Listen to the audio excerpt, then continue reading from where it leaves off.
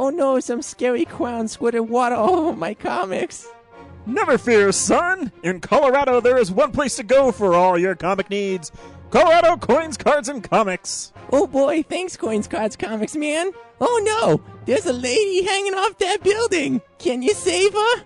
I can't save her, but you can also save 20% by getting a hold slot at Colorado Coins, Cards, and Comics. Oh no, she's falling. Did you know prices are also falling on back issues at Colorado Coins, Cards, and Comics? Thanks for saving me, Coins, Cards, Comics guy. Now I can buy my son the card games he wants and the sports memorabilia my husband wants. That's correct, ma'am. Colorado Coins, Cards, and Comics knocks it out of the park. So visit 6700 Wadsworth Boulevard in Arvada, Colorado. They're open Tuesday through Saturday, 10 a.m. to 6 p.m. And tell them the real nerd sent you.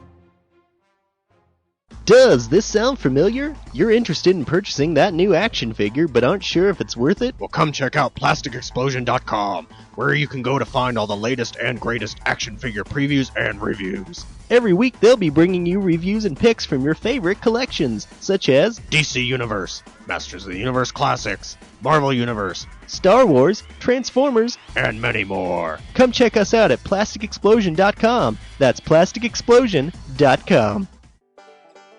For barbecue that can't be beat, try Birdman Barbecue Sauce. Available and original and spicy. These robust, full-flavor sauces have the awesome power to kick your taste buds in their face. And for that smoking taste on everything you eat, try new Birdman Smoke and Rub. Caution! Meat left unrubbed may suffer from flavor performance anxiety. You can pick up Birdman Barbecue at local area Ace Hardware stores, Ruff's Barbecue in Golden, and the Danny Cash Hot Shop off Broadway. You can also like us on Facebook at Birdman BBQ.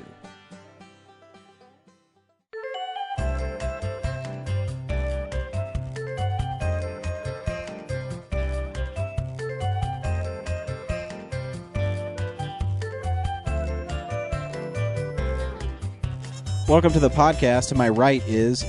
Oh, James. To my left is Brad. Fuck you, Brad. Hey, man. we are cool? the real nerds. Well, I did a great opening originally, and then you stopped me in the middle of my opening. Man. And you said, "Hey, do that better. Fucking suck this dick, bitch."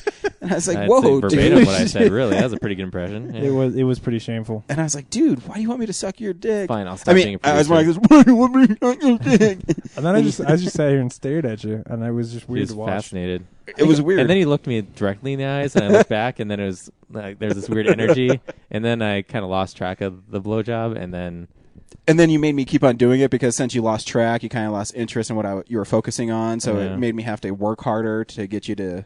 But at least you guys had fun. And do you have a piercing? Because I think I knocked out a tooth on that one. Well, I had really loose in there. Yeah, emergency dentist. You go to Comfort Dental, I'm sure they'll take care of it. This is the worst Is there conversation since bestiality.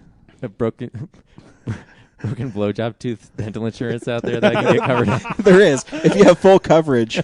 If you don't, if you go to Comfort Dental, it's another $19 because you have to get the X-ray and they got to see what tooth your dick knocked out.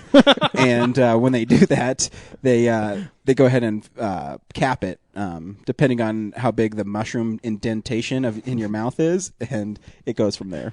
Whoa, how do you know so much about this? Well, when you suck as much dick as I do. I mean, this week we saw the 7 Psychopaths. Just 7 Psychopaths, not the 7. 7 Psychopaths, starring Sam Rockwell. There's really only 6. Title's a lie. What? Dude, spoilers? Fuck. You're supposed to wait till we get to that part. James, usually I yell at Brad about the format of this podcast. I need to yell at you? Yeah. Fuck. Your children are out of control, Ryan. I know, dude. What am I going to do? Guess I'm just going to have to start the fan mail portion of our podcast. Fan mail! This week's a light one, but you know what I love? I love that Cora corresponds with us all the time. Corresponds. We're going to start calling this segment Corresponds. She's our correspondent. Thank you guys for picking up my subtle jokes that I try to do all the time. You know, I lay them out there all the time. I don't listen. And every once in a while you catch them. But when I say dick in the mouth, you guys perk up like a preacher's prick. What? At choir concerts. Cora says, "Greetings. First, touche. Yes, I wish I could have made it to Telluride. Yeah. That would have been sweet. Goal for 2013, plan my film fests and cons better. You know, you could have came there, but as you'll find out that we did, that there was only 2 places open after 9 o'clock at night. Yeah. Um, Doesn't mean not a we're big not going to go nightlife next there. week, though. No. Still beautiful, though. But you should. You should plan on going next year. That would be really cool. Second, she said, I didn't expect Frankenweenie to do well. I'm not sure anybody did. As far as Tim Burton making more films like Big Fish. Wait, let me reread that. I read that horribly. Yeah, start over. Second, I didn't expect Frankenweenie to do well. I'm not sure anybody did. As for Burton making more films like Big Fish, would people go see them if they had his name on it? I don't know. That's a good question. I don't think it matters if his name's on it. If he makes a really good movie, then it doesn't. It should sell itself. Well, then she actually follows up with a really good question: has he become too much of a brand where you expect too much? And I agree. I think that's his biggest problem. No, absolutely. Is he relies too much on the characters with the dark around their eyes and the gothic thing? And I agree. I think he should really test something. He should try to do something different. Yeah. You know, as the one who saw Frankenweenie this week, I agree. And third, she said she's so excited for The Walking Dead to be back. I have not had a chance to see that yet because I own Dish. And if you watch any commercials about The Walking Dead, it says, tune in Sunday for The Walking Dead. Unless you own Dish, then fuck you. That's what they're saying. Oh, man. It is really brazen about the way they cross it out. But, they have a point. Fuck you. Oh, yeah, no. Yeah, fuck you, Dish. Yeah. It was a Guess shitty what, move. Dish? Never sponsor my podcast because I have you and you don't have AMC, so fuck you. Thanks, Cora. We will have a great week. We do have another message from her as well. Just while we were at the movie, she sent us a message she sent me a message on Facebook because I'm the one here who watches Doctor Who. Asking, who? Doctor Who. Yeah. I'm going to say it for the 5th time. I saw that one with Andrew Garfield. And she says, have you been keeping up with the new season of Doctor Who? Matt Smith, your thoughts? ... I still really like Matt Smith. I don't like him as much as I did the first season that he was on. And as much as David Tennant. Come on. Yeah, he has waned. At first, I liked him more than David Tennant. But he has waned mostly because I think River Song is the worst thing to ever happen to Doctor Who. What's River Song? His daughter, basically. There's another episode where he meets his daughter, but this is not his daughter. Sorry, Amy Pond's daughter. I thought she died outside the Viper room. What? Does the doctor bang River a lot of Phoenix chicks joke? in his travels? Anybody? Actually, the doctor does not bang chicks. I meant to say it's sort of the doctor's wife. And at first it was interesting because he kept running into her backwards in time. So every time he met her, she would know a little bit less about him because she's met him the other way through time. Okay, you ask me, what the fuck is Doctor Who? What does he do? You have to treat it sort of like he himself he's a Time Lord. He has this box. He travels through time and just has adventures. You have to look at it sort of like a Twilight Zone or something like or a Star Trek, where every episode he's having some different adventure. He goes to a different planet or a different time period and something weird happens. So there's Like no Sliders? Yeah, yes, it is very much like your Sliders. My Sliders. You Americans and your Sliders. No, I loved Sliders. You Americans? Who the fuck are you? Well, because it's a British anyway. Yeah, but you said you Americans like that was like derogatory. Yeah. And also, like, you adopted a different Yeah. nationality. You're like one of those people that drive Well, I me think nuts. that's- Are like, oh, British TV's so No. much better than American. No, here's the thing. my tea Look, you with just my raised biscuits. Union Jack up in our faces here. I Yeah. actually do think that's part of why the show has caught on so well in America is because people think it's hip and cool to watch British shows. But you know what? I saw Shaun of the Dead at the freaking Esquire before it was even popular. So fuck all you motherfuckers. Thanks, hipster kid. I'm not hipster. You guys are hipster for jumping on the bandwagon late. Oh, What? I saw it with you. No, I mean I remember we saw Spaced on imported DVDs. So yeah, Adam found it Yeah, for you- us. are we really hipsters or are Circa you 2005. guys? you were into No The Doubt hipsters. way before everybody else was into No Doubt. You're way cooler than we are. I The know. fuck is No Doubt? I hate Gwen Stefani. So you do know who she is. Anyway. Can you picture her as a grandma? I don't know what that meant. The cool conceit of the show is that, or this is the thing I've always thought was cool, was that he regenerates. So basically, they just change the actor every few seasons when that actor's tired of doing that show. And when they do that, they're allowed to sort of change the aspects of the Doctor. So each time he's got a slightly different personality. He's played a little bit differently. But and in it just keeps essence, the it's show the same fresh. person. Yeah, it's supposed to be the same person. It's the same. He's got the same canon behind him. He remembers everything he did as the past guy, but he's a little bit different. He wears bow ties this time, or he has these funny little quirks. And like this one, Matt Smith's Doctor Who he plays him as a bit more of an old man, like he's really been through a lot of stuff. Whereas David Tennant's was a bit younger and more sort of virile. Anyway, I do like it. Say it. This new sexier. he was a little bit. I have enjoyed this season, but River Song is the worst. Is my point.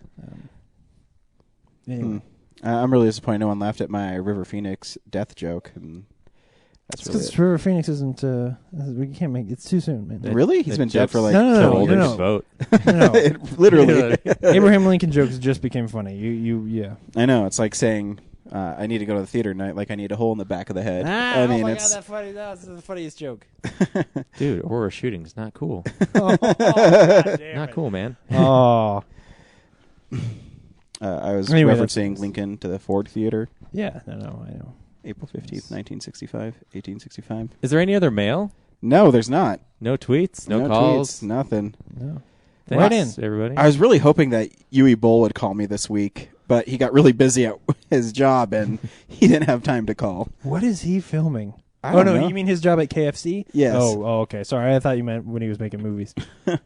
What was his last movie made? Postal? No, it was that Holocaust movie.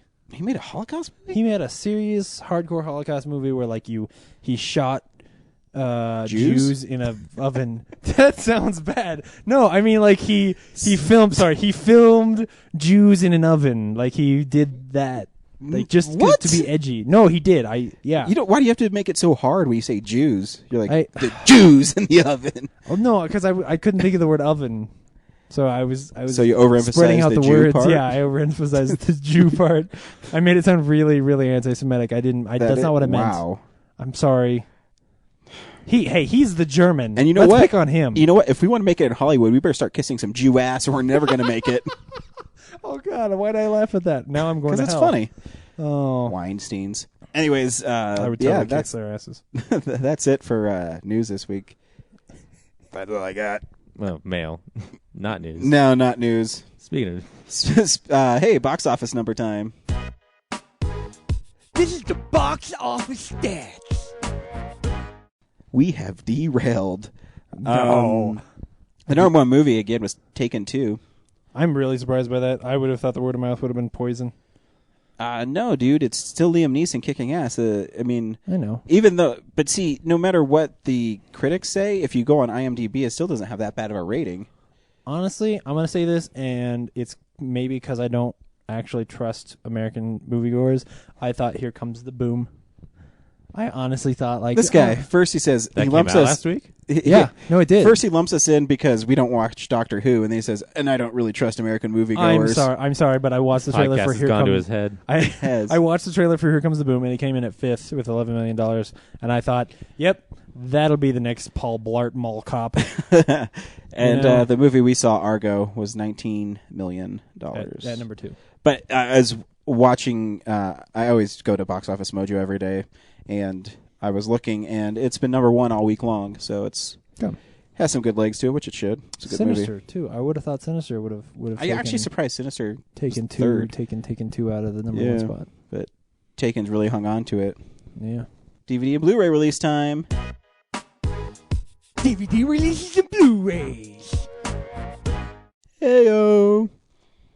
The big release this week is iRobot in 3D, which was never shot in 3D, but they converted it for Blu-ray in 3D. Yeah, this is ridiculous. I found out about this a few weeks ago just because Amazon popped it up and was like, "Hey, you want to pre-order this, right?" No, I don't. I didn't know they were doing this. I didn't I know had this no was a idea thing either. where they were 3D converting old Alex Proyas movies. Executives somewhere had a meeting, and they're like, we want to convert some already released movies to drive Blu-ray 3D Blu-ray player sales. What should we pick? And they were like, Well, we've got, Raiders of the Lost Ark. We've got the Star Wars trilogy. We can make 3D. No. Fuck your list. What's on TBS this weekend? That's iRobot. That'll do it. Kids like robots, right? Hell no. Which, I saw the movie. I don't think it's that bad. No, I don't But either. I don't know why it needs a I think it's 3D conversion, 8 years after it came out? Yeah. I think it's a fun, action-y movie. But certainly after Dark City, I was hoping for something bigger out of Alex Proyas, but he still has not delivered. Well, it's a thoughtful movie, and iRobot's a movie under the surface that was supposed to be thoughtful, but then someone walked in and said, we need more action. How about a shot where a guy with a giant shotgun shoots robots as they jump through glass windows? Yes, we need that. And here's the thing. It's pretty badass. It is kind of cool. I don't remember. I know I saw it when it was out in theaters. I haven't seen it since. Yeah. I remember it not being bad. I own the DVD. Okay, well, I'll never borrow it from you. No, you shouldn't. No, you should, and then you can buy the Blu-ray, the 3D Blu-ray. yeah. Your 3D I'll TV? give you my DVD, and I'll buy the. I think the other big one is Abraham Lincoln Vampire Hunter, correct? Mm-hmm. Yeah, that's. I was the only one who saw that amongst us, right? Yeah. Yeah. It means you can rent it now. You can rent it. If you missed it before, yeah, you can check it and out. a lot of people did. Yeah. Are there any small DVDs on there that? There's lots of other DVDs. Magic Mike comes out this week, so if you missed Magic Mike and you want to, that was actually a big hit. So yeah, no, I was joking with James before we came on, and I said, hey, they should how Robert Rodriguez has audience reaction tracks for his movies. They should have an audience reaction track for Magic Mike for the screening James went and saw, where it's a geriatric old woman cheering him on. Woo! Woo! Yeah! Take off that shirt. I'm drunk. I'm wet, Sonny. She was not attractive. Seeking a Friend for the End of the World comes out this week, too. If you want to be depressed, go ahead and pick that up. You guys both saw it, right? Yes. So it's my job to rent this movie in the next 3 weeks and also not be thoroughly enthused by it. Oh, is Blade Runner coming out? Yeah. Dude, I need to see Blade Runner. That new Blu-ray release of Blade Runner and the cool, book edition. And the unicorn. With the unicorn Remember on the front. when Paul Salmon was talking to us about the unicorn for 5 minutes? Yeah. And about how many different endings they had. And hey, if you want to hear some great interviews, we did some great ones at the Telluride Horror Show and Mile High Horror Fest that we're still kind of working out how to sprinkle them in there, but they are coming. Stay tuned, Real Nerds listeners, because we interview some Hollywood heavyweights. Speaking of Telluride, though, you're missing one more DVD release this week. Am I? Yep. Oh, damn. Wrong Turn 5 comes out this week. Which was a sponsor for Telluride for Horror the Show. Telluride Horror Show. So you run right out and watch the trailer on YouTube if you are in. You know what? If that movie is streaming on Netflix or Amazon Prime for free, I will watch that movie.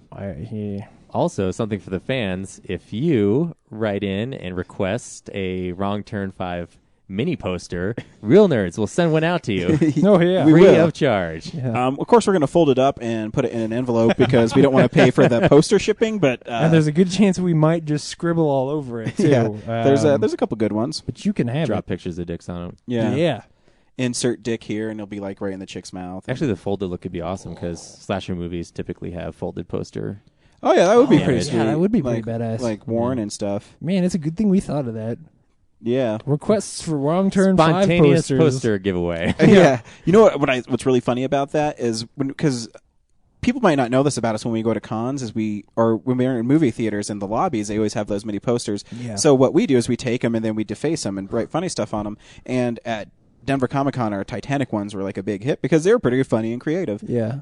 So when we went to Telluride Horror Show, there had to been 500 of these posters.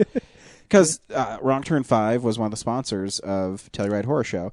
And Brad took one. He started drawing. I'm like, Brad, don't draw on that. What if they get mad because they're the sponsor? And then I'm not going to say who, but at the end of the con or the fest, a gentleman came up to us and says, hey, you guys want all these shit posters? I'm like, yeah, we'll take them. Yeah, he just gave us all the posters. I truncated and didn't saying kind of not what he said, but he was basically saying that to us. Paraphrased it. I paraphrased it much. He added the shit to it. Yeah, he was real soft-spoken and nice, so he didn't say, do you want these shit posters? And I'm not going to tell you who. Nice backpedaling, guys. Yeah. No, I'm not going to tell I you don't want who. to put words in his mouth. So yeah, that's what's coming out. Oh, you also said that the individual releases of the Universal Monster movies are coming out. Yes. Yeah. Which- So if you didn't want to spend all that money on all of them at once, you can start buying like Dracula and Bride of Frankenstein and The Invisible Man now. and eventually have them all. I was thinking about upgrading them, but I love the Legacy Collection ones I have because they're really cool, and I don't think they need to be upgraded. Yeah, I don't own them at all. Yeah, that is true. I don't think you need them on DVD, but I'll have to look and see what the like special features and stuff are on them, because if they have some cool... But what could they make? That's the thing. This long after a movie, how many like little documentaries could they have that would be that much different than the Legacy DVD? Collection is on every one. I forget the name of the documentary, but it's brilliant. It's 2.5 hours long, and it just deals with the monsters of Universal and how they came along and the genesis of them. It's really good. On the special features for Frankenstein, there's a documentary called The Frankenstein Files, How Hollywood Made a Monster. Does that Nope, sound... it's not it. It's like, I'm not going to think. I'll just let it go, but it's a really good documentary. If you have the Legacy Collection, definitely check it out. Well, then maybe I'll just go find those DVDs. And they're hard to find. God damn it. You can probably get them at Second Spin, maybe. I know I searched high and low for the Creature from the Black Lagoon one because I loved it when I was a little kid. My dad would put it on, and when I was at Barnes & Noble, oh man, a couple years ago when the one by my house was getting rid of all their DVDs, I found it like smushed in between. Like, the box wasn't damaged, but it was like in between some things. And I was like, and it was 40% off. And I came home and watched all 3 of the Creature from the Black Lagoons on it. One of the first 3D movies, Creature from the Black Lagoon. And side by side with all of those is the 40th anniversary of Octoman, the Octopus Man, which 40 years ago. Yeah, 40 years ago they made this movie. Man, and they just kind of looks like Disney stole his look for Davy Jones. Well, he's got like a piranha mouth. It's not a... Well, no. I was about to say it's not a bad creature design. It is. It is a bad creature design. It is, but it's pretty cool. Yep. $12, it's mine. So, go ahead. Speaking of Blu-ray books, though, via BatmanOnFilm.com, you probably haven't heard, but there is also a Blu-ray book version of The Dark Knight Rises coming out. Ooh. Which Very I'm nice. conflicted because I expected to complete my collection with the Steelbook, Dark Knight Rises, but it's a Blu-ray book with pages inside and more you have to get information. you have to get the coolest one. Yeah, I definitely think you have to get that one. And there's I two don't- Bane and Batman versions. I don't think you're guaranteed to get a Steelbook edition of the Dark Knight Rises right away either, because that thing is like a Best Buy exclusive kind of a thing. Yeah, it's already on Best Buy. Oh, really? They've Yeah. already got one? Yeah, oh, you can okay, pre-order it, yeah. Cool. Oh, wow. I figured that was just something where they were like, their best-selling DVD Blu-rays they were going to do that with. That's cool. Yeah, so I don't know what to do. Except buy both. Buy both. Yeah, I was just going to say, you're going to buy both. Well, of them. all 3, because, like Yeah. I said, there's a Batman version and a Bane version. I'll get the Bane version. Really? I got plenty of Batmans. Yeah, See, exactly. I think Batman's a cooler character, though. Yeah, but it's like the cover is him with the cop cars behind him, and he's just kind of looking up, like behind yeah, his it's back. it's not that weird poster where it's just all sort of grainy. And Yeah. yet none of the releases have just that cool Batman symbol with the falling buildings. Of course Unless not. you get That the doesn't French sell the version. movie. I think it's awesome. It's Yeah. subtle. Yeah, it's cool for, movie people, but Yeah, I but think moms are like, hey, is this a Batman movie? the collection, like of all 3 of them together on Blu-ray, that should have that, because that was one of those things that Yeah, they have it for they the did DVD. for each one. Oh yeah, The DVD trilogy has all the symbols from each movie Yeah, that like morphed side together. by side thing. Yeah. Yeah, exactly. That's the cool one. Whatever. So if you want, you can go on digitalbits.com and click on their DVD art, which will take you to Amazon, where you can download. You can buy the movies directly from there, and you help Digital Bits. So you should do that. Do wish list ads give them revenue? I have no idea. Because I won't buy something right away, but I'll add it to my wish list. And I hope that helps. I doubt it. I That would wish- suck if I add it to my wish list, but then I go back to my wish list and then buy later, and then they don't get the... Digital Bits, I wish I could give you money. So guess what it is now time for? News. Unspool some real news, boys. Yes. I knew I was right. It's real news. What you got this week, James? Did you guys see the trailer for Alter Egos? No, I don't know what the fuck Never that heard is. of that. Okay, well, not a lot of people do yet. Alter Egos is the new Smodcast feature. It's the next Oh, movie yeah, that yeah, he's yeah. going to be I heard about distributing, that, yeah. which I don't even remember. What was the name of the last one? Bindle Stiffs? Bindle Stiffs, which none of us saw it. I don't even remember it. Was it released? Well, yeah, I mean, saw he the toured it DVD on around. Digital Bits, but Yeah. I don't know where it went. And he's not advertising in his 10-minute advertisements. Stoned advertisements, which is embarrassing. Yeah. does he listen to him afterwards? Be like, dude, what the fuck is wrong with me? If What I, was that- what if was I that went for ad 10 for? minutes, I wouldn't listen to it again. But anyway, this new one actually, I think it's the right kind of movie for them to have. I think they should have started with a movie like this. Basically, it's about these. It's sort of an indie superhero movie but it's sort of a comedy, and these guys running around in whacked out comedy superhero outfits and having something of a mental breakdown. It seems like Super? about no, because it's more like there's one little line in there where he says something about the fact that his girlfriend is having an affair with his alter ego, and then he's pissed off at his girlfriend because the superhero is pissed off at his girlfriend for having sex with his normal self, his Clark Kent. So things like that. It's more of a sort of comedy. It's not nobody's going to touch anybody's brains or anything like that. You know what movie Smodco should pick up is Battery. The Battery.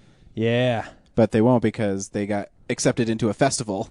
And isn't one of his rules is you have to be turned down by everybody? Or is it just movie companies? I think in it's just Hollywood? movie companies. I don't think it's because he took Red State to a festival. No, I think it's just movie distribution. The Battery should be part of Smodco. It would be really good. What I'm saying is this trailer actually I think was interesting and people should probably go check it out. It's too bad you guys didn't see it. We could talk about it more, but remember last week when we talked about how David Fincher can't get movies made? Mm-hmm. Well, they've delayed 20,000 Leagues Under the Sea. He wants to get Brad Pitt in the movie, and Disney put it on delay, so it may be a while before. They say temporary hold, but What's Brad Pitt doing right now? I don't know. Making more kids?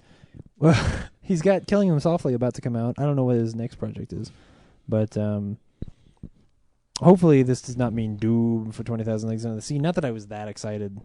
I think the original Disney movie I think is still pretty cool. Yeah. I mean, I don't. Anytime you have Kirk Douglas fighting a huge squid, I don't think there's anything wrong with that. Yeah, when you take a sort of kooky big idea like that and give it to somebody like David Fincher, I think something magical could really come out of it. Especially, not all of his movies are movies that I love, but they're always interesting. They're usually a different take than I expect them to be. Sam Raimi's next movie, directing, might be Poltergeist. We've talked about Poltergeist before because, of course, they're remaking it, and he is. They talk like he might be in a producer role and things like that. But now the guy who wrote it is saying that Sam Raimi wants to direct it. The thing is though, is Sam Raimi, I think, can actually excel in a movie like that because of his directing style. Mm-hmm. Because he can make things crazy and funny at the same time and scary, which I think is one of his strongest.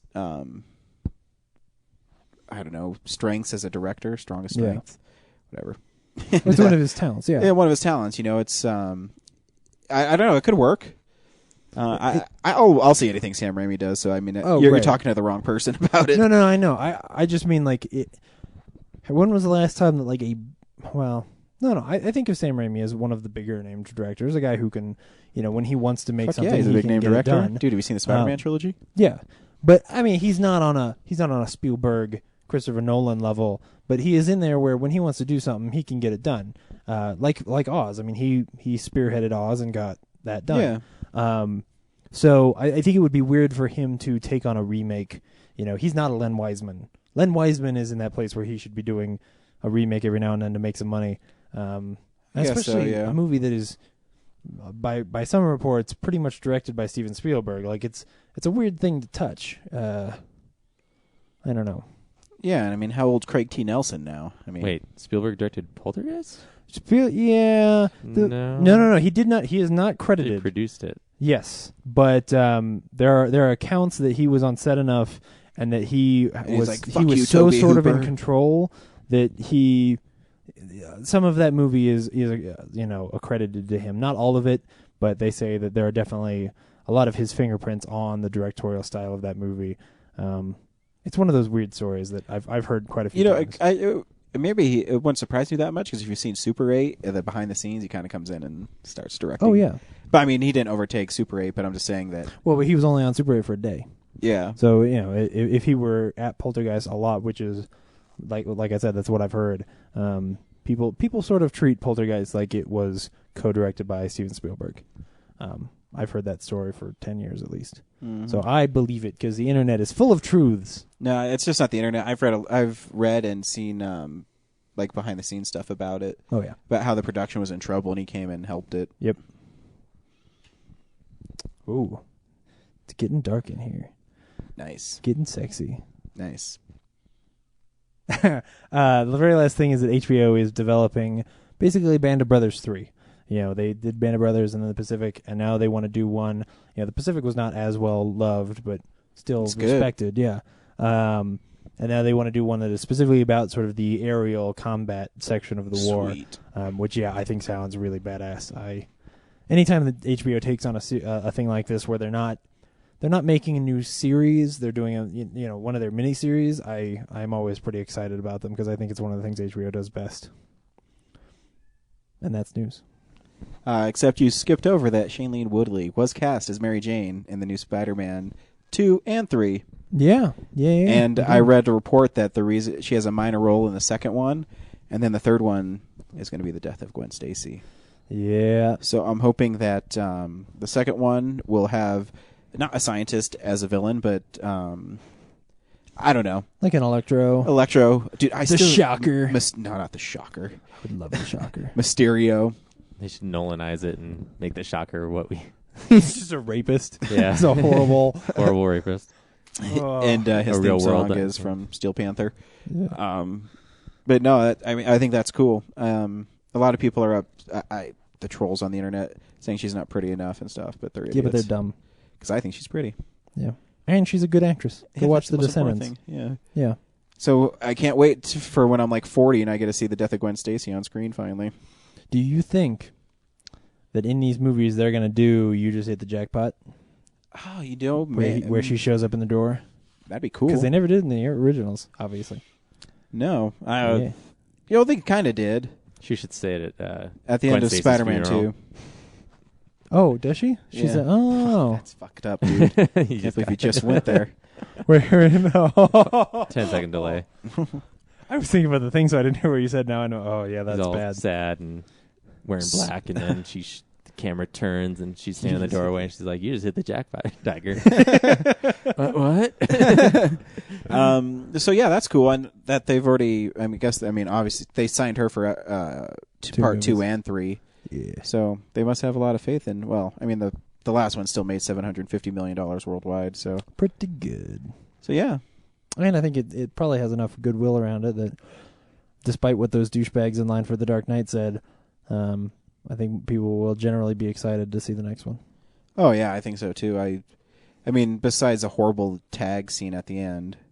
Oh which, yeah, man, that credit sequence is the worst. I'm hoping that I was reading the Blu-ray release has something like 40 minutes of deleted scenes. Wow. So maybe it's there's a bunch of stuff that was in the trailers. Maybe it's expanded upon, but That'd be we'll cool. see. Or maybe the Red Skull shows up because he killed Peter Parker's parents in the comic books. Oh, dude. Though Hugo Weaving said he's not gonna play the Red Skull again. No. Yeah. Meh. I kind of think they should get somebody like Doug Jones, somebody who could really Doug Jones disappear would be into the good. makeup. If they could get him to pull off that role, visually, I think somebody like that who's really physical could do it. And Hugo Weaving pissed off Michael Bay this week. Oh, really? I didn't read that. Yeah, he said they asked him about being Megatron in Transformers. He says, I don't know. I didn't know anything about it. I just went in for 2 hours, read some lines, and left. the movie, basically saying the movie was shit. And Michael Bay got all defensive and wrote this huge response to it.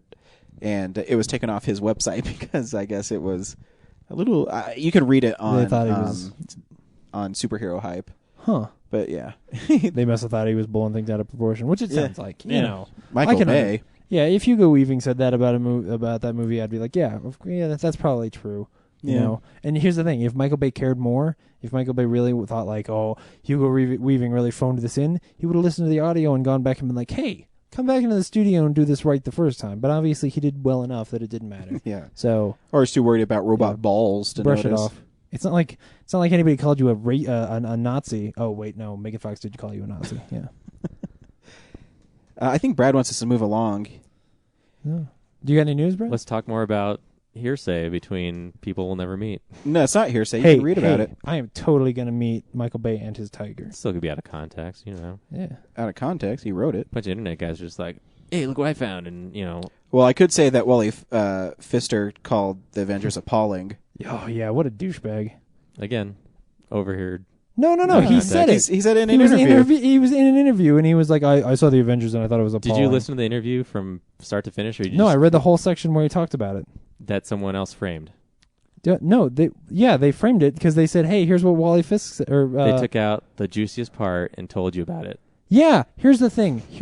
In Hollywood, most people keep their lips shut when they're talking about things they don't like, and there is both, something fake about that in that you're not being honest about the way you feel, but there's also something good because you're in the business and your opinions shouldn't draw attention to the stuff that you do.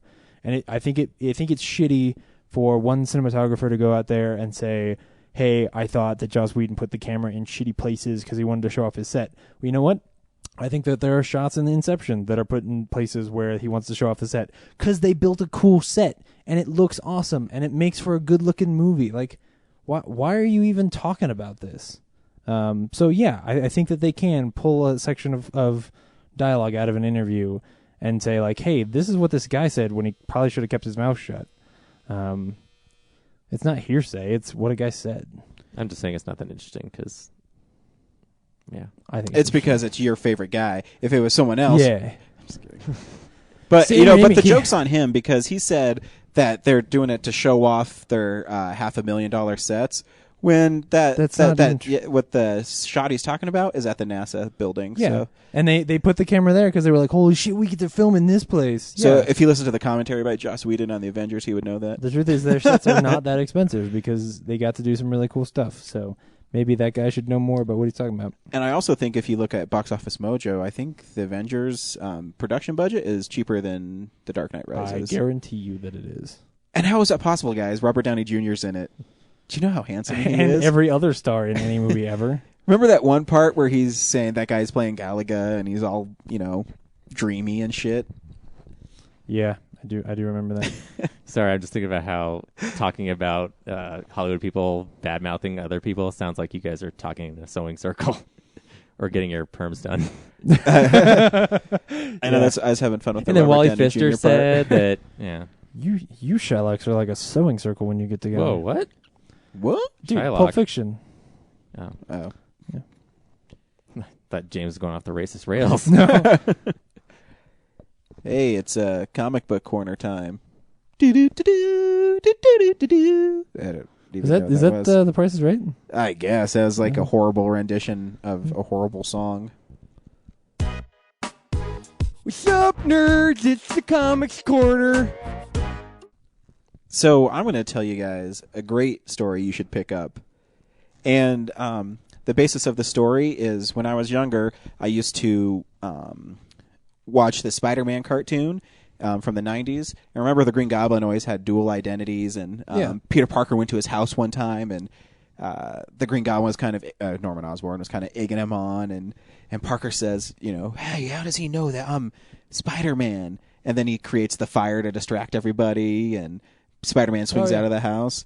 If you pick up King Size Spider-Man number 8, which is kind of hard to find, and it's expensive, but if you can pick it up, that whole story is in that issue, which I have one of the few Goblin stories I never read until very recently when I was at Coins, Cards, and Comics. And Andrew is so good about putting Green Goblin stuff in my hold slot, but this one time it slipped by, and I was just perusing the above on the ceiling in Coins, Cards, and Comics. They have this great display of old, hard-to-find comics. And I don't know why I decided I was going to look at the other side of The Amazing Spider-Man, which has all the king size and annuals. But there it was, John Romita, beautiful cover of the Green Goblin blasting Spider-Man. And so I picked that up for only $24.99. And it's a great book. And you can read about how the Green Goblin has dual identities and how he invites Spider-Man to his house for dinner and he calls Spider-Man out, Spider-Man being Peter Parker. And it's a great little story. And because, the cartoon, they always play the Green Goblin as, the Green Goblin and Norman Osborn were separate people.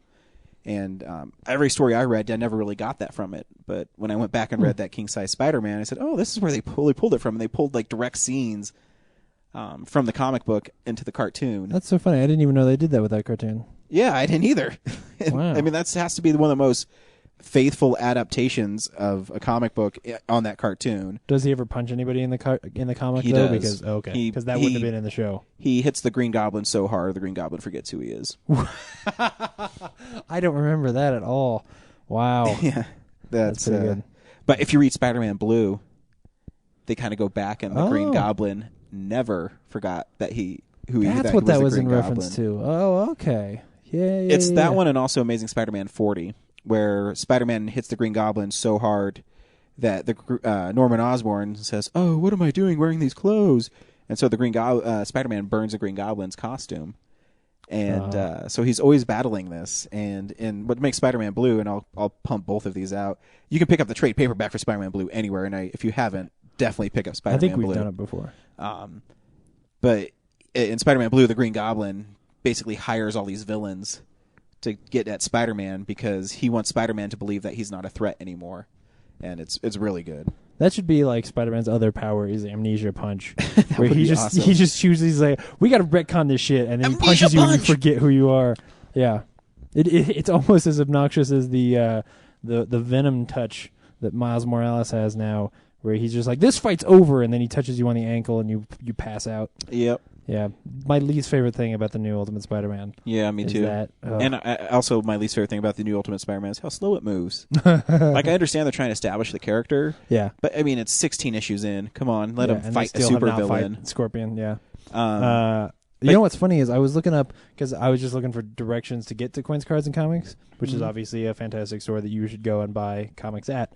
And there's only 5 reviews on Yelp, and one of them is from this dude. Half of them are not that good because, of course, what people do on the internet is when they have a bad experience, they go on the internet and bash the place. One of them is a 1 star for Colorado Coins, Cards, and Comics because the guy says he walked out in there and it was kind of dark. And he stood around for like 10 minutes and nobody came over and asked him if he needed any help. So he just left. What is that shit? You're going to bash a store? The place is fantastic. It's not that dark. And if you need help, you just go up and you ask for And it. it's not even that hard. All the comics are in alphabetical order. What are you Yeah. looking for? Hoping he'll pull something out of his ass and like, Yeah. hey, here's a great comic book. I feel like that's kind of a store where, I mean, you kind of know what you want to get, and if not, you can do what I do and flip through them every once in a while and find stuff like Mutant Texas, but Well, and comic stores are one of those things where it's like usually the people working there are having a conversation about comics or games or something geeky and fun, and so you just kind of walk over and stay in there for a while. Next thing you know, you're in the conversation. Like it's not not unfriendly. don't listen to Yelp. Colorado Coins and Cards. Yeah, Colorado yeah. Coins, Cards, and Comics is amazing. And better yet, if you know that store and you like that store, you've been there, go on Yelp and give them a good review because that's also Absolutely. not good for them. And remember, if you're at Colorado Coins, Cards, and Comics and you're looking for a comic book and you're like, what do I do? Andrew is always there. Yeah. And he's a really nice guy. Absolutely. And, say hi and tell him the Real Nerd sent you because then he knows that sponsoring our show is getting him somewhere. So I'll say too, King Size Spider-Man number 8. I have seen one copy in Denver recently, and that is at the Jason Street Mega Store for Mile High Comics. Wow. And that one's like $100 there. Just saying. And but you can get Spider-Man Blue at Colorado Coins, Cards, and Comics for 20% off the trade paperback. Or if you want to get them individually issued, they actually have all the individual issues too, which would probably cost a little more. I think it's like $23 or something because the first issue I know is $7. So Yeah. pick it up, enjoy it, have fun, go Spidey. Go comics. So this is the stuff we've been watching. So, this is the stuff we've been watching. I did mine really effeminate, so I sounded gay, and then you have Joe's where he's, a nerd. Yes, it's definitely been watching. That's so good. I watched a couple things this week. I mentioned I watched some more of the X-Files. When I get to an episode that blows my mind, I'll mention it again. But I'm still in season 1, so that's probably why. And you're still enjoying it? Yeah, I mean, Good. I don't think the show's bad. I actually No, think the no, show's no. pretty enjoyable. I wasn't trying to say the first season's bad. The 45 minutes go by really quickly because I think they have so much information crammed in. Sometimes that's a problem with conspiracy stuff. It's this happened and this happened and this happened, and you try to keep things straight. You're like, what the fuck is this? But the show's good. And sometimes Scully looks really hot, and other times she doesn't look hot. Totally. And you're just like, what is it? The lighting? I Or totally agree. who's the director of photography of this issue? This episode. Why'd they put the camera there? It totally makes Scully look like... Exactly. And hideous. sometimes I'm like, dude, I'm in love with her. I Other know. times it's an, hey. Butterface, and She's a Two-Face. literally. I also watched a good old fashioned orgy. With Jason Sudeikis. Wait. What? It's a movie that Jason Sudeikis did with. I forget. It's gosh darn it. A whole bunch of people like. Yeah, I mean, comedians. Will Forte's in it. Yeah. The main guy though he's kind of famous. I don't know why I can't remember it right now. But Adam Scott. Adam Scott. There you go. Leslie Bibb is in it. Leslie Bibb is in it. Lake Bell, Nick Kroll. Yeah. So what's it about? Yeah, it's literally about this guy has a house in the Hamptons. J.C. Sudeikis' character, I forget his name, and his dad is Don Johnson, and he's going to sell his house so he can't have a party there anymore. And so he usually has it's the guy from Tucker and Dale is like his best friend. Tyler Labine. But he has a party there, and then when he finds out his dad's going to sell the place, he has to have one last big party. And his idea is to have it be an orgy with all his friends. And you expect the movie to be, really risque and kind of push the envelope, but it turns out to be some stupid romantic comedy, and it's not that funny. Oh. I was actually kind of disappointed because, one, every time I see Will Forte in a movie, I kind of get excited because he always plays the goofy guy. Did he have a mustache in this movie? He didn't. So I was really disappointed in that.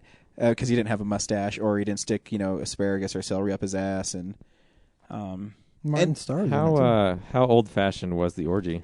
pretty old-fashioned. They were wearing like small mustaches and top hats. I mean, it's just because it's so lame. Good day, sir. I have come to put my penis in your vagina. Sir, what? The first party that happens in the movie is like a white trash party, and Jason Sudeikis' character, he meets Leslie Bibb. And they hit it off. And guess who's selling his house? The realtor is Leslie Bibb's character. And so then his idea is to just woo her for the couple months that before they have the orgy party. And so, but of course he falls for her. But there's a girl of one of his friends who they've been friends for a long time is in love with him, and this is finally her chance to get with him by having sex with him at this orgy. And it's just like they try. It sounds like it's going to be really dirty and nasty, but it's meh. Aww. I mean, you can watch it. It's okay. I mean, I wasn't that impressed by it. Yeah, you sound like you're a big fan. Does anybody ever wear a fez in the movie? Sure. Nah, I'm sold. I'll see it. The only part that I laughed out loud was when his friend kept on coming in with different shots, and then at the end he's like, fuck it, it's vodka. That was funny. If that sold you on the movie, then go stream it for free on Netflix. If that monotone line delivery of a half-good joke. And the last thing I saw was, it's called The Burning. And is it about your crotch? It is. It's about getting lice on your dick, and the scratching causes the burning. Really, I thought it would have been gonorrhea, but go on. But no, it's actually a slasher movie from 1981. I recently bought a book called the Slasher Movie Book, and I like slasher movies. And this book highlighted this movie as being an wait, sorry, was it half off? Was it on sale? No. Is the book on sale? No, it was not on sale. Never mind. Was it a book burning?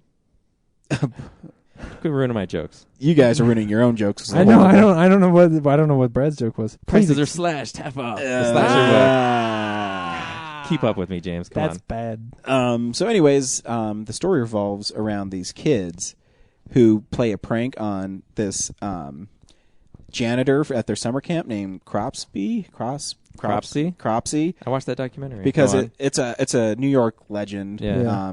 But that's the name of this guy, and he's like kind of retarded janitor guy. So the whole story is they put this skull that has these two little flames in its eyes, like tea lights, and it scares him so much that he kicks the skull over on his bed, and he like immediately bursts into flames. And so, yeah, he runs out and he's on fire and. The Burning. That's why it's called The Burning. And so he's put in the hospital for 5 years. And what sold me on it when I was reading about it is Tom Savini did the makeup in it, and he did Friday the 13th and Friday the 13th Part 4, Dawn of the Dead. He's a really big makeup guy, but it was really, you could tell it was really heavily edited.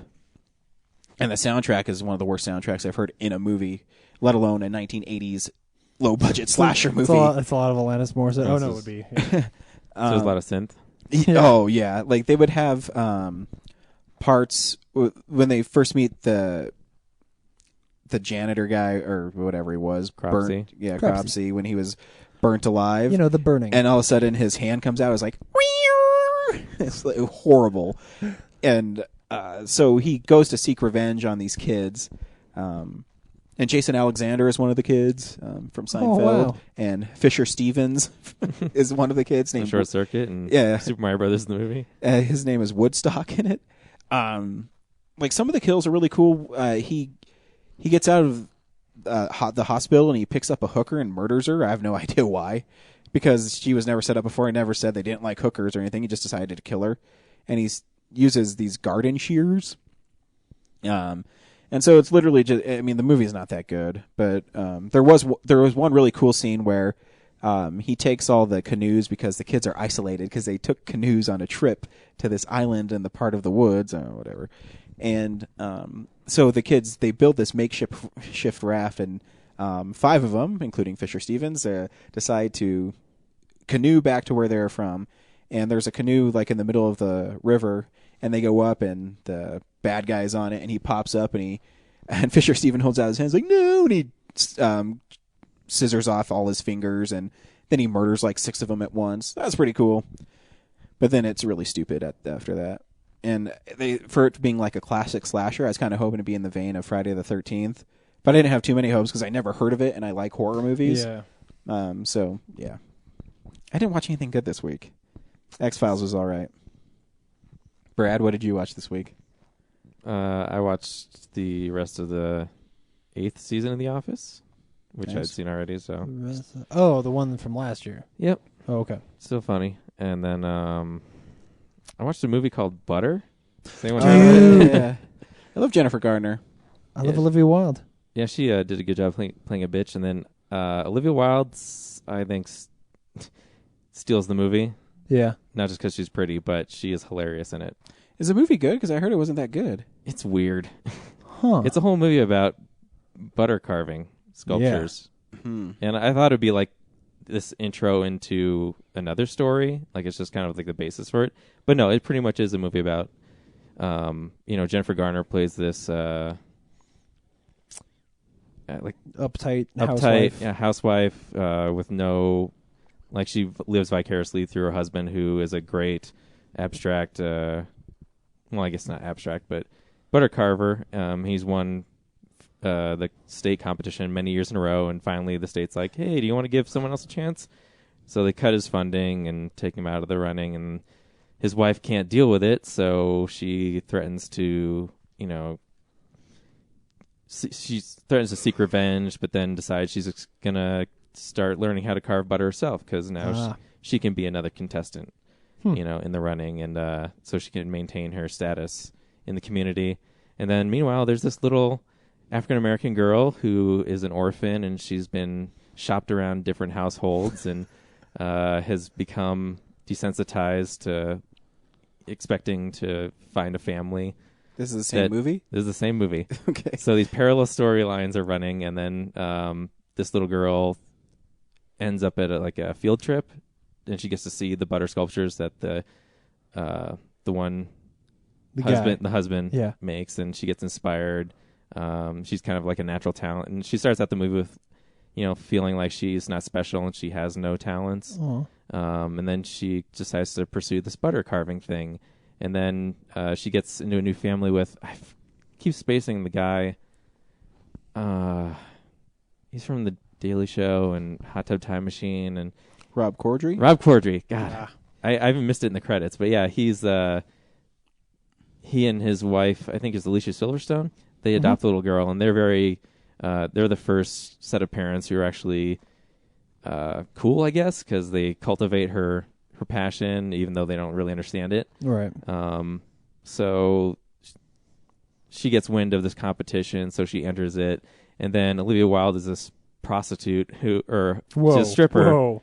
Sorry, Yeah. stripper. Is she naked in it? No, but she's really sexy in it. Oh, I don't want to see it then. I don't want to. I don't want to see really sexy. I don't know. I think you're missing out. But so after this big fight, the husband of Jennifer Garner goes to a strip club and like meets Olivia Wilde and promises that he's going to pay her rent from here till eternity. And then while she's banging him in his caravan, Jennifer Garner slams into it with her truck. And then later on, so she doesn't get paid the money she was promised, so she starts stalking him to get the money, and then eventually uses the money to support the little African-American girls, just because she wants to ruin Jennifer Garner's chances of winning the state competition. So then it all comes down to one big butter competition. One big butter competition. Who Actually, will several, win? because Hugh Jackman's in it. Whoa, what? I know, big surprise, like just out of nowhere. He plays a card dealer that used to fool around with Jennifer Garner, like in high school. And so when Jennifer Garner seeks revenge by banging him and getting him to cop to a lie that the little African-American girl forged her butter sculpture, like had someone sneak in and carve it for her, he has to endorse the lie. And yeah, so Cool. But you're I saying feel it's like I've only- just gone off on a bunch of tangents explaining it. Did Huh? you like? I mean, you're saying it's weird, but did you enjoy it? I did. Would I you think tell- it's kind of funny in places. It's not a great movie, but like I said, it's really funny in spots. And like Olivia Wilde's, like she rides a bike everywhere. She goes. Strippers on bikes. is Strippers funny. on bikes, yeah. Yeah. And, like at one point, she rides through this march. Like she's in the field at the school because she's starting to date the husband's daughter, who hates her parents. And in order to get the $600, she starts fooling around with the daughter so that she can sneak into the house and like figure out where the dad keeps all of his money, so she can get that money she was owed. And then she rides through this marching band, even though she can totally go around them. She just cuts through the band. She's like, "Move it, assholes," or something like that. Yeah. Cool. I have wanted to see it. Obviously, when you say it's a movie about butter sculpture, I'm totally there. That's just the right kind of quirk for me. Yeah, halfway there, I was like, "Is this movie really about the butter sculptures only?" Because I was going to deviate. I thought into, this was a documentary. Yeah. So yeah, Do you know? Is it a real thing? Does anybody really carve butter? I think so in the Midwest. It has to Oh, be. yeah. It's a big I thing. guess so. Yeah. But Man. Cool. I didn't know you could carve butter and get it to stay like that. Like they're pretty elaborate sculptures there. Well, if it's chilly in the room. Yeah, they definitely have like refrigerated booths they carve in. But I didn't think it like is. I feel like butter's still too loose of a substance to like. when butter's hard, it's like really slick, so you wouldn't be able to maintain control as well as clay. That's why it's an art. Yeah, but I guess in a refrigerated room, maybe it's better. Yeah. Is that all you saw? Sure. Yeah, James, what did you watch? Well, earlier today, per Cora's request last week, I went and saw Frankenweenie, which, just up front, let me say that I totally went into this movie wanting to be wrong and wanting to like the movie and wanting to come back and say, oh, I loved it wholeheartedly. It was better than I expected, but there's definitely some stuff that bugged the hell out of me. I mean, there were some good jokes, but there were also times where I rolled my eyes. The hardest thing about it for me is still that I think the animation is not very good, especially compared to Paranorman just a couple months ago. There were times when there were clearly not enough frames. So, like, Martin Landau, who is fantastic in the movie and plays, like, the school teacher who inspires Victor to even try, like, raising his dog up and getting it struck by lightning to wake it back up. Because obviously, if you haven't seen the billion trailers for this movie, his dog dies. He's Frankenstein. He brings his dog back to life. Boom, story. And Martin Landau is like his school teacher, who is huge and really cool looking. It's a good character design for him. He's got these long teeth and he's really creepy looking. He doesn't look like all the other characters in the movie. But there were scenes where there were not enough frames, and so I was distracted because his mouth was just blurry as he would talk. Because I'm like, no, you didn't slow it down enough so it looks like it's claymation. It bugged me. But the worst part is that because of how sort of clumpy Sparky is, like he doesn't have a lot of definition. He's not wearing clothes or anything like that.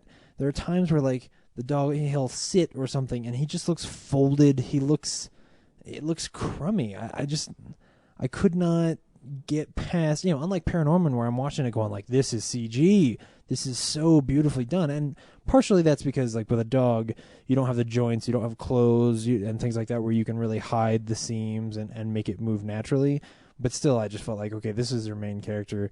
It's got to be better than this. And I don't love Sparky either. Like, I don't feel bad when the dog dies because I know he's going to bring it back. And then I don't feel their relationship because I don't think they build it very well. It feels very much to me like a movie made out of a short film where they're like, okay, here's the idea. He brings his dog back to life. How can this go wrong?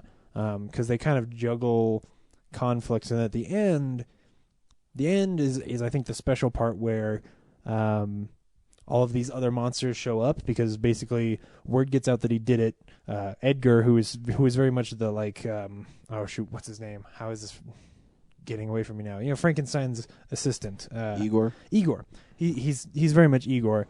He sort of sneaks. He's a wimpy kid, and he releases the idea of how you can do this to everybody else, and so everybody else raises their pets, but because they just want to do it to win the science fair, not because they love their pets come back as horrible monsters, which is somewhat funny. Like, I'm going to say this now, and it kind of sounds like a good idea, but the truth is I think it still plays as extremely racist and obnoxious. But like, the Asian kid brings his turtle back, and the turtle turns into a giant dinosaur turtle, and so then they get to play on like some Godzilla stuff, which that is cool. But the rest of the movie, there is still a really Asian kid who talks like this the whole time, and you're like, come on. Like, this is so bad. I didn't catch how he talked, James. How did he talk again? I'm not going to do my Asian again. It's not very good. But I'm just saying, like, it's a really bad Asian accent and a really bad, like, stereotype of Asians. And I'm like, come on. It's not a documentary, James. It's art. You can exaggerate a bit. But I didn't hate the time that I was watching it. It's not the worst movie.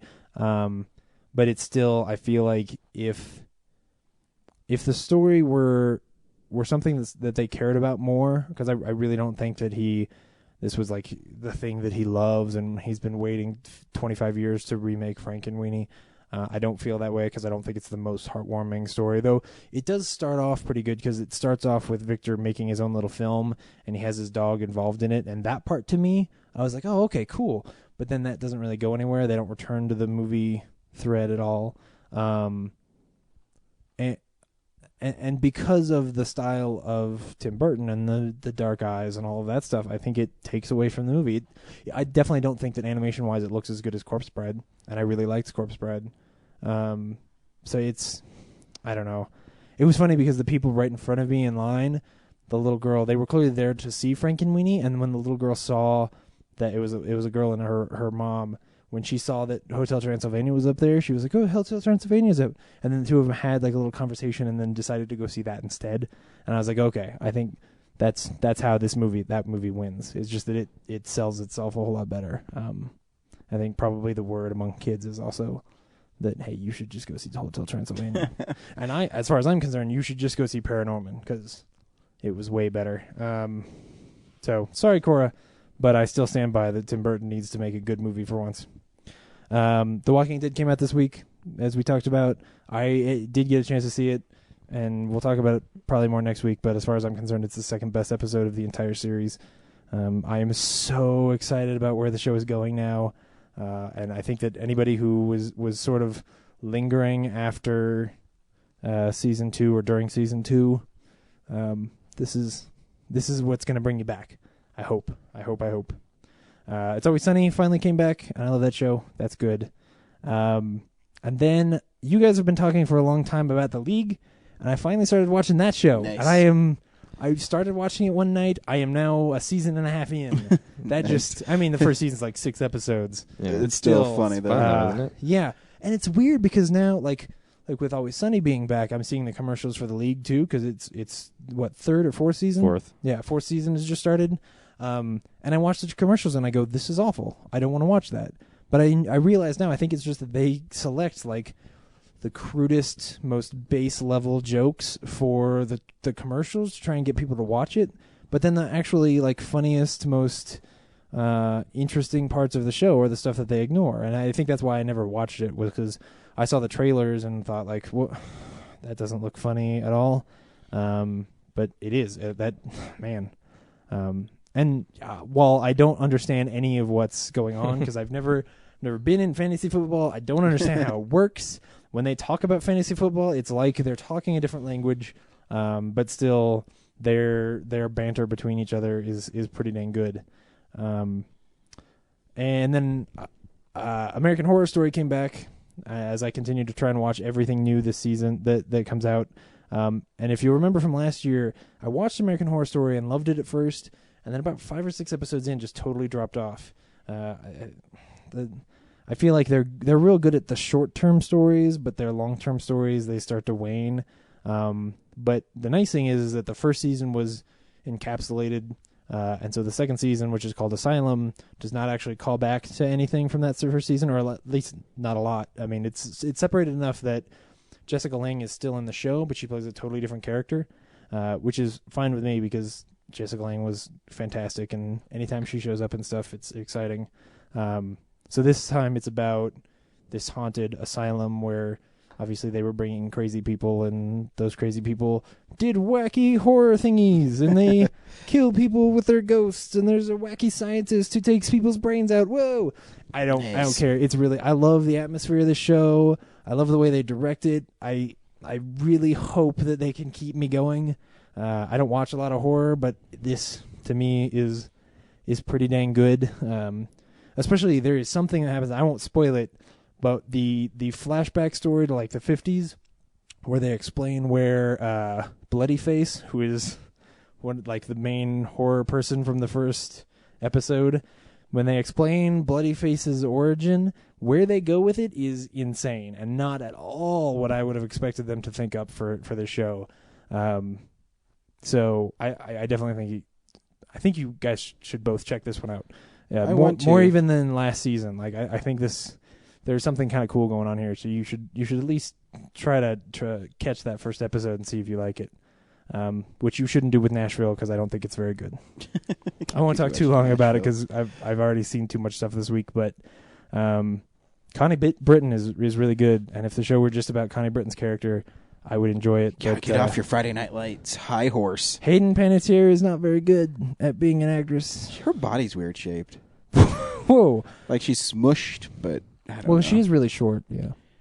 She's just obnoxious. Like she's playing this, I'm a young country star and everything revolves around me and I want to have sex with old guys. She's good in Scream 4. Oh, is she? I never saw that. Yeah, Kristen Bell has like a fucked up eye on her. Dude, you Kristen son Bell of a doesn't have bitch. fucked up eyes. Quit saying that about Kristen Bell. Oh man, Kristen I'm Bell's make sure gonna you have find a fucked up eye. What are you gonna do when we meet Kristen Bell and she's like, "Hey, I heard you think I've got a fucked up eye," and she. I'm sorry, Kristen Bell. I was joking. Really, we're a bunch of jokers. I was just fucking around. If you couldn't tell by the beginning of our podcast, we joke a lot. Never take anything we say seriously. Please don't stop listening to our show. Don't hurt me, Dak Shepard. Except for Hayden Panettiere, man, your body's fucked up. No, really. Yeah, show's not good. But he loves the country music on it. I don't. So love says the his country Facebook music. post. No, that's not what I was saying. I think country music is weird. I believe I called it romanticized commercialism for preteen girls. Wow, It's obnoxious. That's rough. Do they have a bumper sticker that says "Country music is for cunts"? Probably not. Probably. But if you drive your car into Arkansas with that on it, they will probably kill you. Hey, that's your our car around music. here. Yeah. Better go back to whence you came, boy. Actually, just they'd be keep more on pissed off because you were driving. driving a Prius than anything else. This week, That's everything I saw. Sorry. This week we saw 7 Psychopaths. Yeah. Brad, should people go to their local Cineplex and see 7 Psychopaths? Yes, I should. Very nice. I love how Brad always waits a couple beats before he says it. Very suspenseful. What's Brad gonna say? Or you could just not say anything, and I could just cut it and made it seem like there was no beats. But thanks for drawing attention to that. I'm going to. Hey, I'm going to the make you beats- super uncomfortable every time Exploiting I the talk to you. space that I was trying to make jokes out of and then couldn't, so I just settled for No. It made you sound like you were introspective. Yeah, like you were really like, thinking about. I gotta. Should they or shouldn't they? It's really I important. don't think you should go to a theater and see Seven Psychopaths in the theater. I think you should just watch the movie called Seven Psychopaths. Hey, puns. Go on. Yay, James. Absolutely. Some of the most fun I've had in quite a while. I really liked this. You know what? Fuck this movie. It's horrible. Just kidding. It was awesome. I'm trying to find it. We haven't disagreed in a while, so. We haven't. But anyways, here's the trailer for Seven Psychopaths. And how's everything in the dog kidnapping business? Hi, is this your dog? Oh my God. Oh, I have to pay you. Thank you so Are you much. serious? Dog borrowing business. I ain't talking about that shit neither. Mr. Costello, please don't hurt me. Where were you walking him, Charisse? You love your dog so much, Mr. Costello, and you're such an angry type person. You just think it was my fault and drag me back here and tie me up and kill me. Yeah, that was pretty good. Yeah. I always loved Bonnie like he was my own child. 1, I do not want that image in my head. 2, could you go get my fucking dog back? What the hell happened? Some punks jumped us. Who are you? Said they were looking for a little shih tzu. You think she's the one that they're after? I almost got killed today because you kidnapped the wrong fucking dog. Are you being serious? Wow. I just called up old Charlie Costello. I told him to come down and get his dog back. He said, if you're in trouble finding us, just look for a Buick umpire. Well, that's just fucking great! Oh, great! You know what that is? Do you know what that is? Great. That's just fucking great! Let me give him a couple of kisses and scratches. But your friend's a fucking psychopath. You waiting for somebody, old guy? My name is Zachariah Rigby. I left a message on Billy's telephone. Were you screaming about eating my heart off the tray and then shitting on it? No, I wouldn't do that. Okay, you seem normal. Come on in. We gotta get this dog off the street because it's kidnapped from a maniac. Dandy. I think we should go to the cops. Fuck the cops. Yeah. Fuck them. No fucking cops.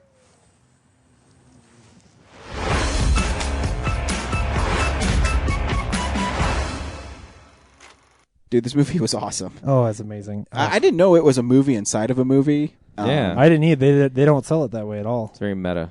Very. It's like adaptation only with gunplay. Well, adaptation And has better. gunplay. And incoherent. Yeah. Yeah. Well, it's adaptation only not as masturbatory. Like, I like adaptation, but adaptation is very inside of You itself. masturbated to adaptation? No, Wow. but Nicolas Cage Weird. masturbates in adaptation, so... But the movie is Colin Farrell is a writer, and he's trying to write a screenplay that he has called Seven Psychopaths, but he doesn't have an idea of who the seven psychopaths are. He just has a title. It just has a title, and then he kind of, through Sam Rockwell's character, Billy, he gets ideas from him, and what he doesn't realize is everything that Billy's telling him is true.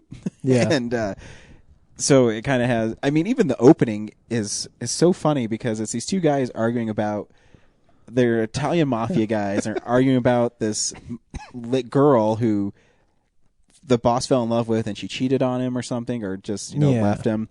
And he said, have you ever shot anybody through the eye? I think John Dillinger. It goes on this long little spiel, and it's kind of funny. You're like, I wonder what these two nonsense guys are up to.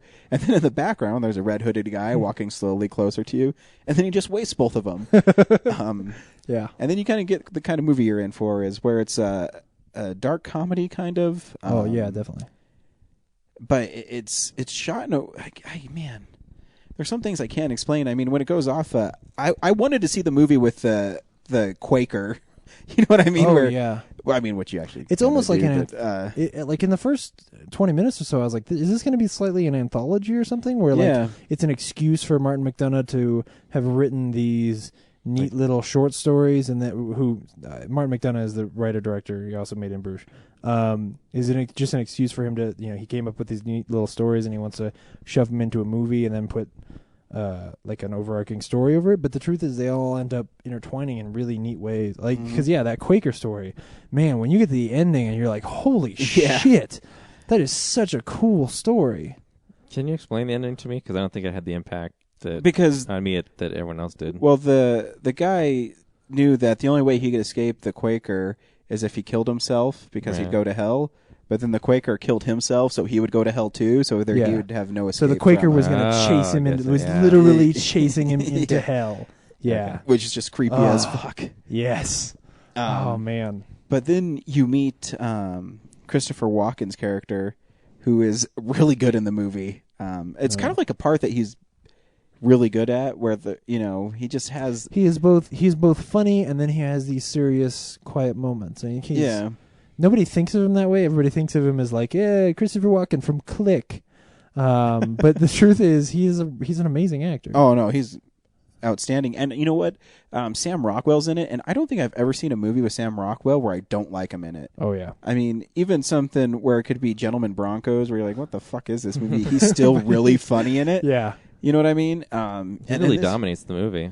Oh, he does. Oh, yeah. Steals all the scenes. I mean, and it's a little subtle things that he does as an actor, where you realize this guy is not normal. The little faces he makes, and how he says that how you have to have an epic shootout, and what you look for, and he also repeats things he says. Like he says things twice once in a while. Just it's a very nuanced performance. Yeah, he's really good at little things to everything. He's really good at being insane, just subtly insane. And yet at the same time, Marty talks so much about the fact that he really wants the movie to be about, this friendship between these guys and all of that. And so Sam Rockwell's character also has to play all of that. Like, we have to understand his friendship with Marty and really feel like the two of them are connected, so that by the end we really are, we feel for the two of them, and he does that just as well. He's amazing. Even someone, Colin Farrell, he might not have the best, when you read the script, is not the best part in the movie, but for, he's really good in it. As, he's really damaged, and he can't think of anything, and his performance is really good. I've actually really liked Colin Farrell this last couple movies I saw him in. Yeah. Whether it's Total Recall or Fright Night, I think he's doing... he's been really good the last few movies I've seen him in. And versatile. You those three movies just together, they're not the same character. Oh, no. And it takes a lot for somebody who, looks like Colin Farrell, and we've seen him in movies like we've seen him in, to be in a scene like the scene with Zachary, where Zachary the creepy guy with the rabbit, which another great story. But that scene where he gets Billy leaves him with Zachary, the way how awkward he feels, and how he's like, oh, I don't want to be in this room, I don't want to be in this situation. And you understand that from him, even though it's it's Colin Farrell. You're like, dude, just whip out a gun and beat the shit out of this guy. If he comes at you with a knife, no big deal. But you kind of feel afraid with him, and then watch him, cozy up to this guy and really enjoy his story. You feel like he's really that writer who, when he hears a good story, is just engrossed. You're right, because that scene too, you kind of feel you're waiting for the other shoe to drop. Yeah. And Tom Waits is, doing his thing, and at first, Marty, Colin Farrell's character, he's so scared of him, but then the story starts becoming a little engrossing. Yeah. And when he says he's a killer of serial killers, you're okay. And then it goes off and shows him killing all these people through 70 years of time. Him killing the Zodiac Killer was my favorite. Oh, man. And because his girlfriend leaves him at the end of that, and he says, every day I wish I killed that hippie with her, that fucking hippie. Yeah. And she kills him in a really gruesome way. Yeah, the details and all of that. So it's the funny thing, too, is because, the Zodiac Killer, no one knows what happened to him. He kind of just disappeared. So, well, I know what happened to him. I saw Zodiac. Yeah, that's true. You did see Zodiac. Robert Downey Jr.'s in that. He gets burnt alive. It's pretty funny. Not Robert Downey Jr., the Zodiac Killer. I was confused. Seven Psychopaths. But yeah, the movie has great performances. The script is really clever. Oh. The shootout where Sam Rockwell's describing it is amazing. And that's one of the best meta moments, because it is giving us the thing that we want because of the movie he's set up, so that then he can give us the ending that he wants to give us, which is just so good. We haven't talked about how cool Woody Harrelson is in it. Yeah. He's also plays a crazy guy. But a bizarrely likable one. I enjoyed him when he was on screen, but at the same time was terrified he was going to kill the people that I liked. because this is a movie where they leave a lot of hats on the ground, and so you really don't know who's going to survive. Oh yeah, and spoilers too. When Marty has trouble writing the Vietnamese guy's story, and Christopher Walken, does his little version of it, is so it's good. It's amazing, yeah. And he says, I know you said that dreams are for faggots, but this one's pretty good. I don't think they like being called fags anymore. I think it's homos. And just the way he delivers the lines is that is an actual rule, though. When you take writing classes, one of the rules is dreams are for fags. I didn't know that. Yeah. I just heard they were lazy, but you want to put that kind of teach it to it. And it was weird because I remember when they introduced that one. I do remember he wakes up and they sort of play it like, he had this dream and that's where the other one came from. And I was like, oh, come on. Oh, that's such a cop-out. You can't leave that where it goes. And then, of course, they don't. They totally deliver on that. And then he comments on the fact that he did that. It's brilliant. And maybe a smarter commentary on filmmaking than adaptation is.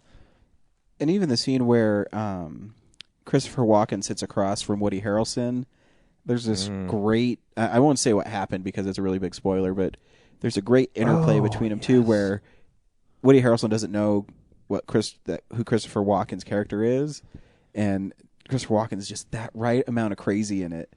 And you can feel like rage boiling under Yeah, him. exactly. And here's the thing. That's one of my favorite moments because we don't know who Christopher Walken's character is. Because that's also the other reveal. Mm-hmm. Even in a way, like that scene's not about revealing that he's tied into this other story. Mm-hmm. But when you see that thing, you go, holy shit. And then you don't know what side of the story he's from. Like, exactly. They keep it going forever. Like that's one of my favorite aspects of this movie is the way that first story ties in. And even the resolution, too, because you find out that the story isn't told right. Yeah. Mm-hmm. That, it's told how it was actually lived is different. And you realize that at that time it is probably, wasn't good for those two people to be together. Well, and that Zachary's story and the Quaker story end up commingling when you find out that the Quaker is actually shacked up with the guy with Zachary's girlfriend later on in her life, and that's who we've been following is that they were that close. Yeah, man, that is so cool. So yeah, you should definitely see this movie. Unfortunately, it's one of those movies that didn't do too well its first week out, and so we're a week behind. But it's a little sort of indie movie. I don't know what its cost was, but so hopefully it'll catch on. It seems like it's a movie where it's going to be a cult movie. Oh, totally. Where you'd have to watch again to catch all the little nuances and all the little performances. And well, I mean, it's not in every theater, and it's like it's very much like In Bruges, where it's an indie movie. After a while, it'll take off, but it only cost them $15 million to make. So they're at 6 now. They'll totally make that back. Maybe. Well, they only got to break probably 30. Actually, my favorite bit in the whole movie is it's so quick, but after Sam Rockwell does that huge, shootout moment, and Colin Farrell and Christopher Walken are in the car, and Colin Farrell's, freaking out and says, "Oh man, that guy's so fucking crazy. I mean, what is that?" And Christopher Walken says, "Yeah, I mean, your head doesn't explode when it gets shot. I mean, what's that about?" Like that's Christopher Walken's go-to, and it's great. Well, it does if it's made out of dynamite. Yeah. So yeah, I should go see Seven Psychopaths for sure. Absolutely. I'm sure that it'll come back up come the end of the year. Most likely. Brad, anything else to add about Seven Psychopaths? I thought it was really creative and a fresh film. Like the script itself is so unlike anything I've watched before, and there's so many little details to it. Like there's when they're trying to write the end of the movie in the desert, and they bring up how Christopher Walken brings up how Colin Farrell writes shallow female characters. Like oh yeah, and Abby Cornish at the when she is in the movie, like she does have like all these typical girlfriend mannerisms and lines in the movie as her character. So it's like the writer is referencing his own writing Oh yeah. in the movie that he wrote. So Yeah. it's just like layers of stuff like that, and like early on, Sam Rockwell's talking about like when he's trying to bang the Woody Harrelson's girlfriend, and he's talking about all the different diseases that he got tested for, and then at the end of the movie, he's standing there talking to Colin Farrell, like describing, like you think he's joking earlier, but now you may think like he's actually gone in, had tested, and had things come back, and he's referencing his real life. Yeah. Instead of just joking with her. Yeah. Waiting for the doctor to come back and say, Billy, you're good to go. Yeah. So Billy, you've got VD. Yeah, it's just like stuff that was referenced early on comes back later. Yeah, it's great. It's not so linear. It's it jumps around a lot and plays off of things. It's a lot of fun. It's one of those that'll be a lot of fun to watch multiple times. Yeah, especially to go back and watch like those early scenes between Christopher Walken and I don't know her name, but his wife.